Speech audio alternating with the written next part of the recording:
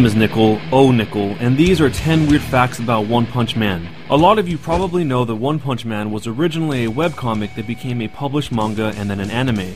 One Punch Man is full of references and we'll cover a bunch of them here.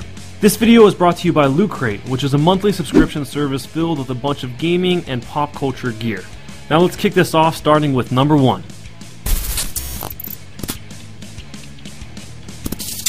One Punch Man's main character is named Saitama, which has a bit more significance than you might think.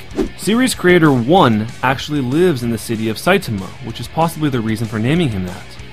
At the start of episode 7 of the One Punch Man anime titled The Supreme Disciple, the scientists are studying the flight pattern of the meteorite that is about to strike City Z, and they show a world map while doing this. The supercontinent that takes up half of the globe is the exact same shape as Japan's Saitama Prefecture. The capital of the Saitama Prefecture is the city of Saitama. It all comes full circle.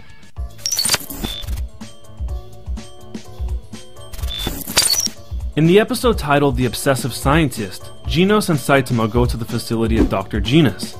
The strongest of Dr. Genos' experiments in the House of Evolution is Carnage Kabuto, who in the manga is called Asura Rhino. When Carnage Kabuto goes into Carnage mode, this is a nod to EVA Unit 01 from Neon Genesis Evangelion, who also had an unstoppable rampage mode, which was known as Berserk mode. Carnage Kabuto is even colored and designed the same way when in Carnage mode with the green and purple as EVA Unit 01.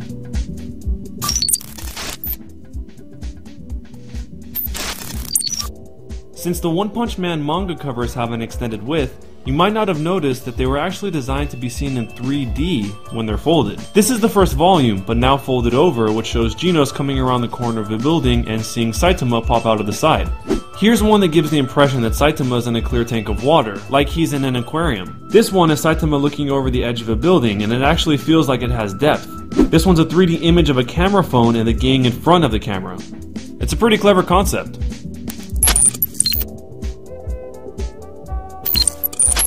A month before the One Punch Man anime began airing, the two lead voice actors, Furukawa and Ishikawa, were interviewed and they were asked what they had both been into lately. In case you don't know, Furukawa plays Saitama and Ishikawa plays Genos. Furukawa responded to this question simply by saying that he had been into checking out temples lately. But Ishikawa stated that he was interested in starving himself, to see how long he could go without eating. Here's what he said in his own words. Lately, I've been seeing how far I can go on an empty stomach. I suddenly start to wonder just how hungry I could possibly get. So I tried eating only one meal a day or telling myself I wasn't hungry even when I was. Doing things like that to test the limits of my hunger.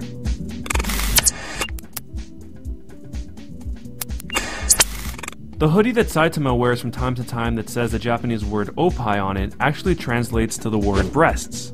This makes sense since the drawing on the hoodie also resembles breasts. It's another example of a joke in One Punch Man based on redundancy, similar to the naming of Speedo Sound Sonic.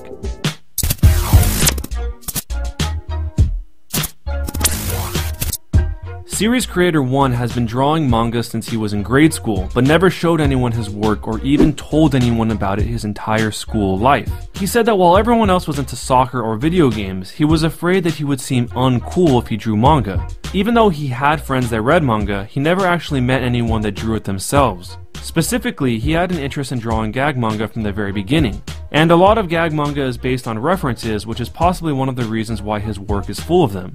His parents eventually found one of his gag manga called Middle-Aged Man and were very angry with him. And from that point forward, he chose that rather than being made fun of or getting rejected, it was better just to continue not showing anyone.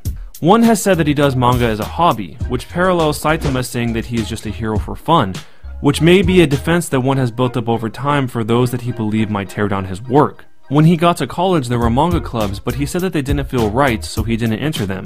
He eventually chose instead to upload some of his work to mobile phone webcomic sites. Regarding his parents' reaction to his work, he said, "What hurt the most wasn't getting chewed out for goofing off. Rather, it was having something I loved to do be rejected."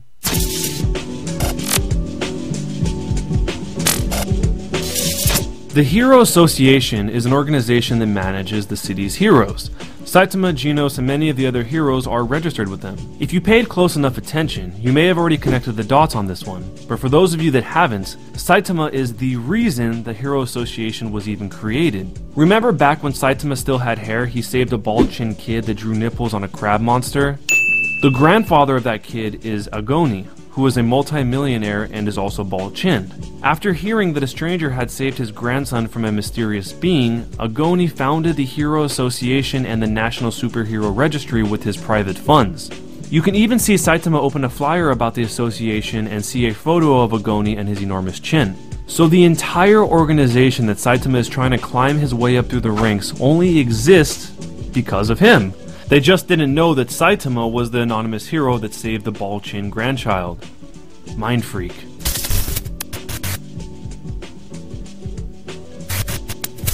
The studio behind the One Punch Man anime is Madhouse, who have created and helped produce a ton of anime including Ninja Scroll, Vampire Hunter D Bloodlust, Trigun, Death Note, Beyblade, and even Hunter x Hunter, which is linked further in One Punch Man's opening. Saitama has a Super Move Serious series, and he does his Serious Strike from that series at the end of the opening, but the way that he does it is a parody or a reference to Gon's signature move Rock from Hunter x Hunter. He performs it the same way, with his left hand over the right.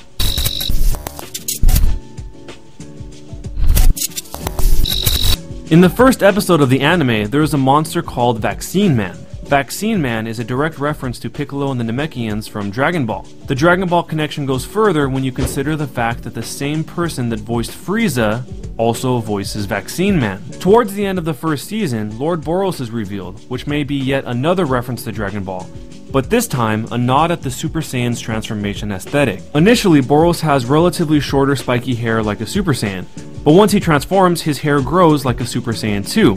And his final transformation changes his hair to strongly resemble a Super Saiyan 3's hair, which becomes radically longer.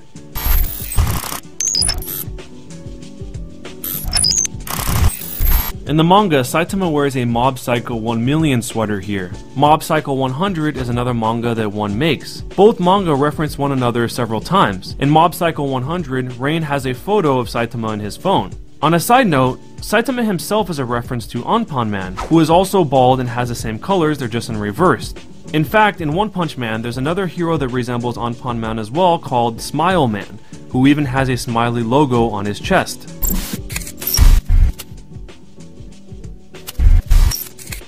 One Punch Man was originally used as a way for one to begin practicing using Comics Studio, which is manga creating software.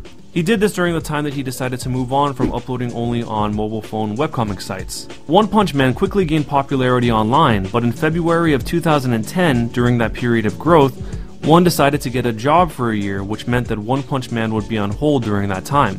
He said this was necessary due to family matters. His plan was to save up as much money as possible and then quit, so that the following year he could draw manga for 365 days non-stop, and if that didn't lead anywhere, he said that he would give up. At the end of that one-year period, One tweeted, "I'm thinking of quitting my job to become a manga artist, but my peers are stopping me."